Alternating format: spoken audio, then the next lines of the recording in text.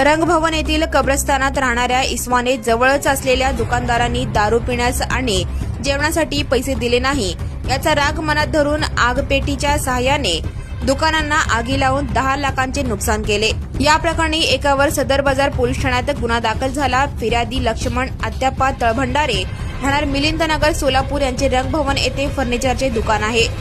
त्याच दुकानाच्या बाजूला इतरही काही दुकाने आहेत।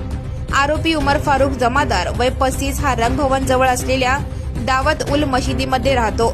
17 ऑक्टोबर रोजी त्याने फिर्यादीसह इतरांना दारू पिण्यासाठी पैसे मागितले, परंतु तेथील व्यापाऱ्यांनी पैसे दिले नाही। याचा राग मनात धरून मध्यरात्रीच्या सुमारास त्याने आगपेटीच्या सहाय्याने दुकानाला आग लावली।